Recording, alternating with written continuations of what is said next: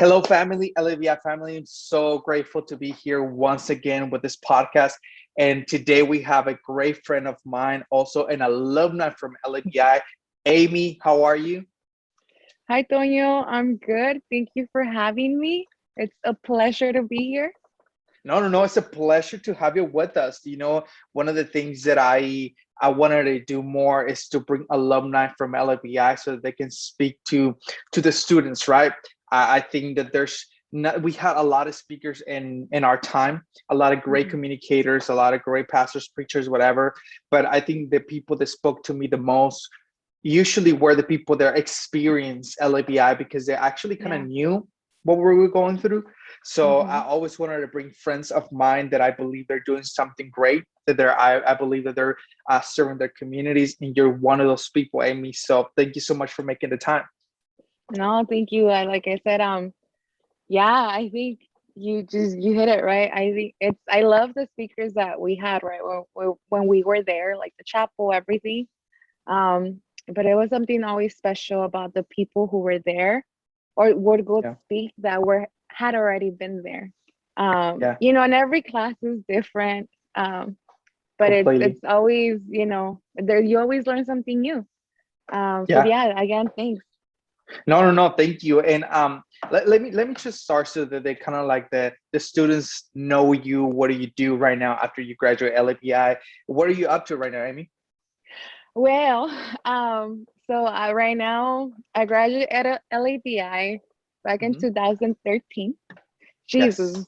I'm Wow. still young though. I'm still young. I'm just Uh-huh. kidding. Uh-huh. Back in 2013, and right now at this precise moment, I'm working for a nonprofit. I'm doing the marketing and outreach, so everything to do with marketing, and then I work with different pastors from different denominations or even nonprofits to come together and see what we can do for our community. So see what we can do for, right now the nonprofit is in Santa Ana. So Yeah. to see how all of us as a kingdom can work together for the Yeah. better of our community and help our community out. So that's my job. And then I'm also I oversee production at Templo Calvario. Yeah. Uh, as you guys can see right now, I'm literally here Yeah. because I was working this morning. So I oversee everything with lighting, camera, sound, pro presenter. I work with the worship team. So yeah, You I do I, everything. I stay busy. That I you know do, what, yeah. Amy, that's amazing because we were talking with Jasmine about this. You and Jasmine have a DNA of servanthood. You guys are always willing to sacrifice, invest time. You guys are down always. We work together many times in many Yeah. projects. And I think one of the things that I can say that you are a hard worker, and also you have so many talents. From a singer to know how to work in nonprofits, raise money. Look at you, like holding the church together, in this whole pandemic. So you're doing a lot, and I'm just enough for the things that you bring to the table. No, thank you, friend. It hasn't been easy. I've had to learn to balance a lot, especially also because I am a student. Yeah, I'm currently doing my master's, and I've learned to balance, and I still struggle with it if I'm honest with you, uh, because man, sometimes like you said, I love to serve and I love to just help in whatever areas I can, but sometimes it's hard to say no, and I've had to learn to say no. And then I have friends, I have a community, around me yeah, that help me. And they're yeah, like, hey, you need to balance because not only for your physical, but your mental, your emotional state. And it's true because if I've you might see me as smiles right now and maybe and yeah, even events that we work with together, right? yeah. And inside I was like, oh, like I don't know how I'm going to do this. Yes. I totally get you. I think that I'm also currently doing my master's, and it's just wild. I have like two jobs. I'm moving. I'm doing so many things. So Oh it's just man. crazy. But one of the things that I want to talk to you about, Amy, let's take it back to when you actually went to LABI, right? You Do it. came from Washington, I correct? If I'm not did, mistaken, you yes. came from all the way from Washington to Southern California. You choose to move, left your family over there, and moved to Southern California. And what, 8 years later, almost around 10. 10 years. Okay, 10 years It's now later, it's 10. you still are in Southern California. How was that Uh, transition, and how did that happen? Like, how did you decide to sacrifice that? Because many don't do Man, that, you know? yeah. I tell people now, like, oh, I'm a missionary to SoCal, but just playing around. No, yeah. So I lived in Washington, and I decided to come to LABI because I needed something different in the sense Mm, of I knew where I was at, especially, yep. it was a small town. Like I was like, I'm not doing nothing with my life, but I couldn't get away from certain things that were holding me back. Mm, And I yep. think we've all been there where we try to run away from your calling, but Yeah. the Lord, like, there's that, like, He's always like, no, and it, like, you belong to me, right? And it's Yeah. always that conviction of like, oh, I shouldn't do this. Yeah. So being from such a small town, it was so hard to get out of it. And finally one day, I applied. They opened up an extension over there. So brother Yeah. Jose Luis Saavedra, actually, he was Hmm. like, you need to go. And I was like, you know what? Like, I'm just gonna apply. Let's see if I get it. I didn't tell my parents. I literally took a step of faith. I applied. I got the application, the acceptance letter. And then I told my parents, like, hey, I'm moving to California and I'm going to LABI. And that was Wow. in May. And I was moving down here in August. Uh, so I was like, I'm just gonna do it. I was like, if God has a calling for me, because at that time I wasn't really doing a lot in church. Yeah. I was like, I'm gonna go answer my calling, and I did, and I came, and the plan was to stay here 2 years during LABI, Yep. Tell me and about then it. yeah, and yeah, LABI. Then I was like, okay, I'll go to Vanguard right after, and I'll get my Yeah. BA since we have we had that agreement with Vanguard back then. Hmm. So I was like, okay, I went to Vanguard, I got my BA in psychology, Yeah. and then I was like, okay, it's time to go. It's time to go, Good and note. but part of me was like, no, so I prayed about it, and every time I try to go back home, I pray and I tell God, okay, God, if it's not my time, you need to like do something so I can know. Yeah. And I was like, don't bring people that know me, don't like do something that que nadie sepa, no one knows me. And he Yeah. did, like, he'll literally bring strangers, and they tell me, and one of them happened in the street. I left my keys inside the car and he was helping me, and then he just gave me word and he was like, Oh, it's not time yet. And wow. so that's why I'm still here. It's not because like, oh, I wanted to come and like be a rebel. Yeah. No, it's literally because God still has me here, Right. and because even being obedient to him sometimes is hard, because Yeah. I don't have family here. Like my family, Yeah. my parents, they're all in Washington, and it gets lonely. And I've been through my ups and downs, and sometimes I hit low and I stay there. Um, but I've always seen God's hand pull me out of it. And but it also takes part of me seeking and really like, okay, I have to, change something, or what can I do to help myself? Yeah. Um, but yeah, so that's why I'm still here. I That's don't think that's I'm going interesting. back anytime soon. That, let's talk about a little bit, because I think people sometimes don't understand this. We live in this Western society that, everything is appealing to us, right? That Mhm. when moments like this, where even though you and I desire to be close to our family, even though you and I desire certain things, right? There's this fire inside of us, this voice inside of us that is keeping us, I don't want to say keeping us away, but it's speaking to us that it's not time to go or Yeah, transition to a new season, right? But then it's kind of like we have to submit or surrender everything of us, right? yeah, To say, okay, God, like, I don't want to be here. I don't really want to do this. I just don't feel it, but I'm just going to be obedient to you. And I Mm-hmm. think that many times we miss it because we're not willing to do that. And I think Yeah. that's what kind of what you're saying, right? Like you're saying, like, I want to go back home. I want to spend time with my family. I miss so many parties. I'm missing birthday with of my parents. I'm missing this Yeah. or whatever it You is, miss right? life. And Mm-hmm. you submit it to yourself and say, man, God, okay, I get it. I'm just gonna wait. I'll wait. And I think Yeah. people many times miss it because they're not willing to put that into submission in Mm-hmm. a sense, right? Yeah. And you said it perfectly. I think it's, it's sacrifice. It's, Yeah. you really are sacrificing a lot. Like it's gonna be 10 years in August that I've been here, Yeah. and like, man, I miss my siblings growing up, right? Like I miss birthday parties, I miss Yeah. Mother's Day, Father's Yeah. Day. Um, Yeah. and it's hard, especially like I'm not gonna lie to you, during Mother's Day, Father's Day, I come to church and then it's like, oh, pasen todos con sus moms or sus dad, and I'm like in the back, like I don't have Yeah. them here. Yeah. Um, Yeah. and it's so hard, but you, like you said, when God puts something in you and when he tells you and like you're in his path, like he Mm. will help you. But sometimes it's also super easy to ignore that. Mm-hmm. And I'm Mm-hmm. telling you this because like when I came down here, like I was like, okay, I'm fine.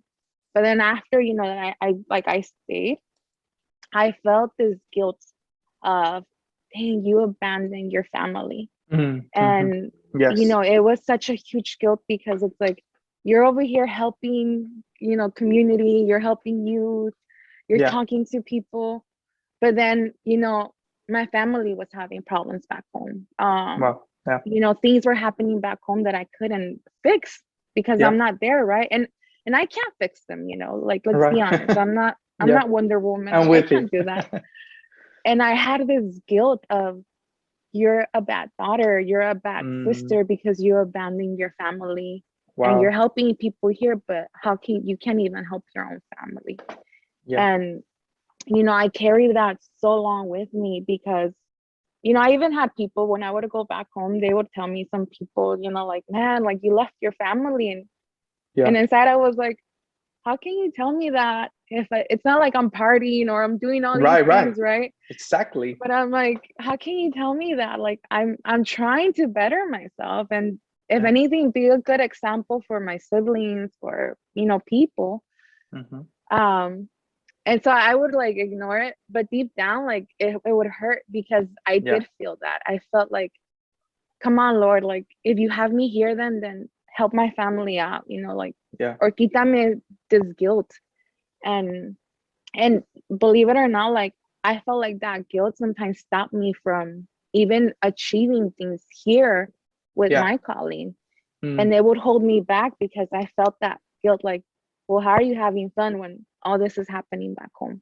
Or yeah. how are you having fun when, whatever is going on? So it would stop me from maybe even reaching that next level of, of where God wanted me to go, or, whatever was next. Yeah. Because yeah, that guilt was strong. Yeah. No, I think that's interesting because many people don't understand that. I think I understand what you're saying because I'm the only son. My mom was going through a lot too, and I felt the same way. I have all. I'm over here serving communities, walking with people, being a mentor for others, and my Yeah, mom is over here, struggling with, her body and so many other things, and it's a hard thing to navigate, um, but also the reward and also the experiences I think that you and I can experience and many others, right? There's no other way we can get to that place if we don't actually learn how to do that, right? Like yeah, sacrifice.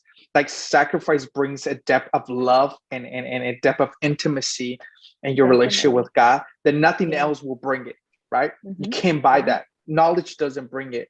It's Yeah. only your sacrifice. And I Hmm. think that's so key. But we can keep going this route. But I want to talk to you about something very important, and is that you work for a nonprofit, Yeah. and I think that we live in a time where um, ministry can look very different. right? And I Mhm. think all of us were experiencing that. It doesn't mean that it always has to be a pastor, a preacher, or a worship leader, right? But now it's Mhm. someone like yourself that serve in a nonprofit that serves the community. You work alongside of other people. um how did that happen? Like, do you always felt that was a route that you wanted to take through your process of LABI, or how did that unfold in your life? Um, yeah, it really unfolded in LABI, if I'm honest with you. Wow. When I was young, I wanted to be uh when I was young, right? I wanted to work as Yeah. in the doc in the hospitals as a in the coroner's office, so doing Yeah. autopsies. Oh Super wow. random, right? Yeah, Wow. super Yeah. random. But then I was like, that's too much schooling. Yeah. But when I came to LABI, Yeah. you know, the community, I've always had a passion for that, for community and evangelizing. Um, there's something beautiful when a church knows their community. Yeah. And, you know, Yes. during I think God just started placing that calling more in my life. And, you know, like, and there's also like that pastoral calling that I was like, no, Lord. Yeah. Yeah. Um, but that fire, that love for nonprofits, you know, and community work. So when I started Vanguard, I remember one of the first papers I wrote, I said, you know, my goal is to work for a nonprofit, you know, Yeah. after my BA. Wow. And, you know, thank God, God opened doors to work for, I'll be working for this nonprofit for years in April. Yeah. And, you know, it was crazy because Daniel Maya, he Yep. actually called me and he's like, hey, there's this position open at the nonprofit. So the nonprofit was born out of Templo Calvario.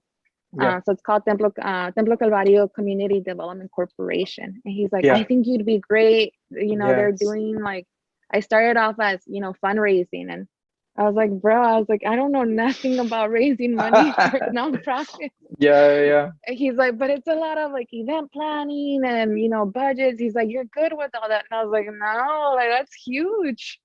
Um, but he's like, come on, try it. 2 weeks, I ignored him. So I was like, no, like I that's not fair to the nonprofit, right? Yeah. So long story short, I came interviewed. The interview went great. It was like a conversation like you and I are having. Yeah. Yeah. And you know, I got the job.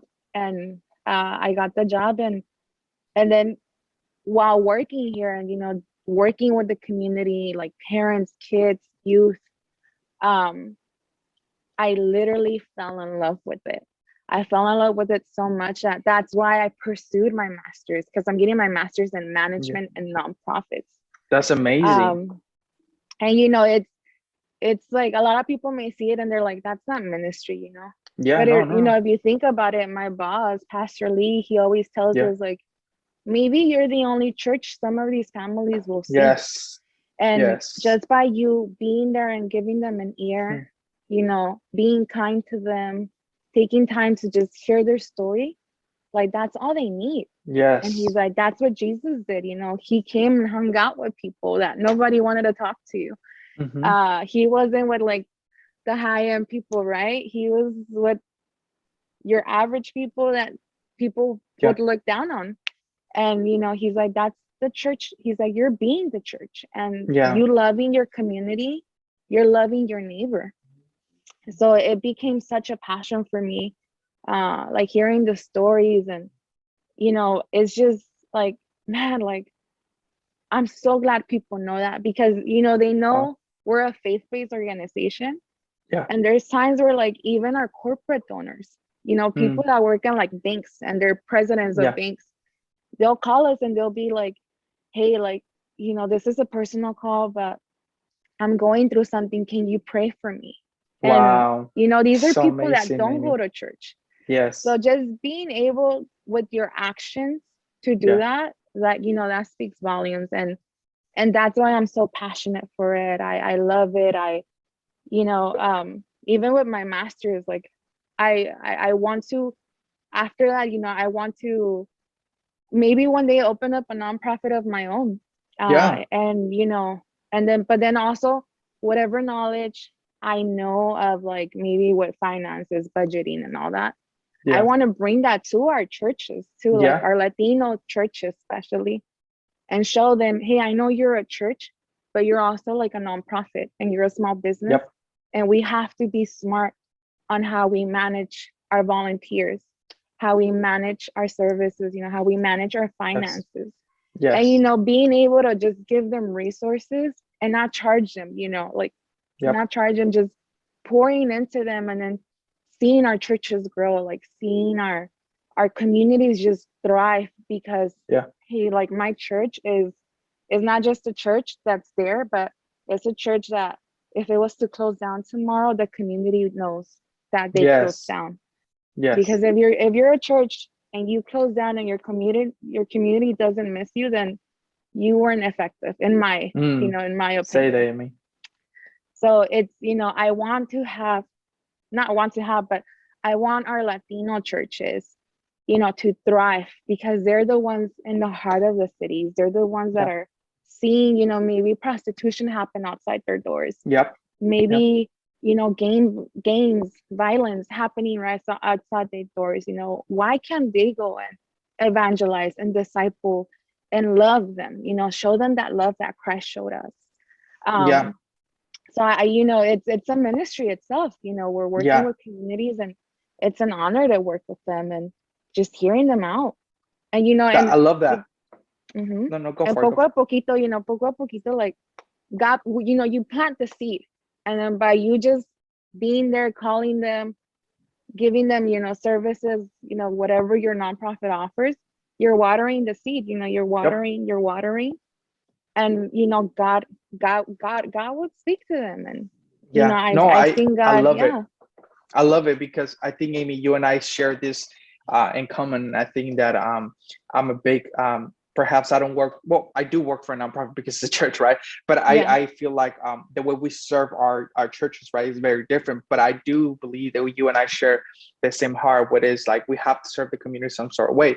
To me, this is evangelistic, right? When we talk about hmm, evangelistic and minister of evangelism, this should be part of it. This should be a yeah, huge piece of it, right? Serving our yes, communities. I remember when we were church planning with my wife, when we came to the city of Southgate, and when we were trying to like get a location for a church, they were telling us that they didn't want more churches. So that tells me that the churches didn't have a good relationship with the city, and that's the reason why they didn't want other churches. Because what? If the church was doing his job and serving the community, of course the city wants more yeah, churches. But of because course, there's yeah, not, we're not doing our job, right? And we were hmm, just a bunch of young adults coming together, and we did as much as we could. But I do believe that this is such a key piece for the future of our Latino communities, right? And even yeah, the students that are listening to us right now, there should be a piece that uh, we need to bring people like Amy to our communities, to our churches, to train people so that we can be effective, because there's a lot of resources. You know that, Amy, like there's a yeah, lot of a resources ton, out there, right? hmm, Money, there's information, data, yeah, so many of the things, but we don't know it. And someone yeah, like you can train our people so that it can train us, right? To be hmm, aware of all those things. yeah. Yeah, and like right now that you're saying all that, it's, one of the things I do for work is like I said, I work with different pastors from different denominations, like literally Baptist, AG, Yes. anything. Uh, but it's because they all have a kingdom mentality instead of an Yes. empire mentality, where, an Yes. empire mentality is like my church only, and, my church. Yes. No, it's a kingdom because we're all working together for the one thing, Mm-hmm. right? To bring our community to Christ. And one of the programs I have is called the Kingdom Group. And this group literally is what you just said, like it's a whole bringing all these pastors together, but then seeing how can we become the bridge from, to the church with the city. So Yeah. how can we work with the city officials and saying, hey, like we want to help you because we want to see Santa Ana or Southgate or Downey or, you know, um, Calixico, or whatever they're Yeah. at, we Yeah. want to see that bridge of like the church and the city working together. We want to be the bridge between, activist groups and, police. How can Yeah. we bring that together so they can talk? How, it's really being an impact And, you know, and thankfully, you know, it takes time, but like here, like we have good relationship with city's officials Yeah. because why? You take time to cultivate. And Hmm. cultivating Wow. relationship is huge. Like you have to take Yes. time to listen to them Hmm. instead of just being like, well, you did this. No, Yeah. take time to know them, get time, you know, to love on them and pour on them. That's key. That's huge because Yeah. if you give someone time to like hear them out, when it's your turn to speak, they'll give you that same time back. Yes. It's like prayer, right? Like Yeah. sometimes we get to prayer and we're like, Lord, like I need this. Why are you doing this? And you know, sometimes we just gotta be like, God, thank you because you're so good to me. Mm. Hmm. And thank Hmm. you because you know what's going on. And it's the same thing, you know, working with this city officials or other nonprofits. You know, Yeah. it's just sitting down and getting to know them. Yeah, there's so many resources, you know, like one of my dreams, my goal is to like see all of like in Santa Ana, or like because I'm here, it's Yeah. seeing all these churches come together and like really making an impact to where maybe other pastors from other cities like in LA, they can say, we want that. And it's like, Yeah. you okay, like let's do it. You know, it's Yeah. not just here in Santa Ana. No, like we have to spread and Yeah. we have to like, you want it in Santa Ana and LA, you want it in Washington and Northern Cal, you know, Yeah. let's do it. Like let's spread, let's have that kingdom mentality again. And bring, you know, do it for the kingdom. And Yeah. yeah, you know, I love it. offering grant workshops, look at that, you know, like it's doable. You just Yeah. you need to have patience and you know the passion for it, because you will get no's, you will get Yeah. no's, and sometimes you will discourage you, but you have to see that end goal and say, God, like I want to see my city, I want to see this, you know, I want to see them in love with you, I want to see a revival happen here. And you Yes. just got to keep that in mind, and God will open doors. I love it. I You love it know, yeah. because I think for us, in our community in Long Beach, we there was this random connection. You said like a relationship, right? This random, no random. Sorry, I wouldn't say the lady was coming to our community, and she connected us to the city, and there was this huge need for the girls in the foster care system. That there was, a Mm, lot that the statistics says that once they were get out of the house, they will go to prostitution. The pimps will get mm, them. yeah. Horrible, sex trafficking, all that stuff. So our pastor had an idea. What if we bring all these girls together, right? And what if we empower them for a day? What if we actually speak life into their That's lives, right? awesome. And they told us we can't preach Jesus, we can't sing worship music. And so it was very, very limited in the way we were going to do it. But we're like, you know what? That's not going to stop us. We're still going to serve them, and we're going to figure it out.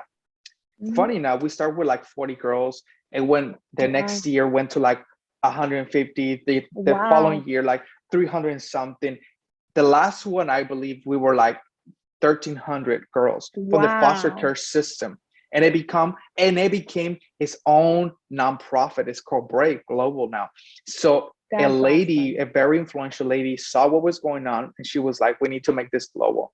Right. So once again, going back to this is not to say, oh, we're doing it too, but where I'm saying is like, this is important, right? And like you say, and it starts with a relationship, and it's Hmm. needed. And revival might look very different than what we think. Definitely. It doesn't have to look like 100, like an hour worship in a service. It can look like Hmm. serving our community, serving the people that need it, right? And I think Yes. that this is something that our students need to know, like, man, friends, like, take note of this. Someone like Amy that came to LBI, small school in La Puente, look, now serving the city of Santa Ana, working with pastors, working with influential people, inviting them to be part and serve the community. And I'm so glad, Amy, that people like yourself, they're actually doing something, right? That we just didn't go to Bible college to have knowledge, but actually to serve our communities. Amy, as Yes. we close this, any last thoughts that you want to share to our students, something that you would like to share from your heart?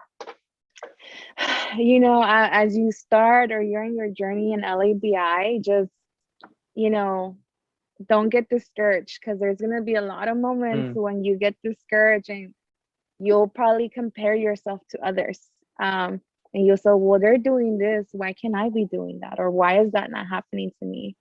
Um, God has a timing for you.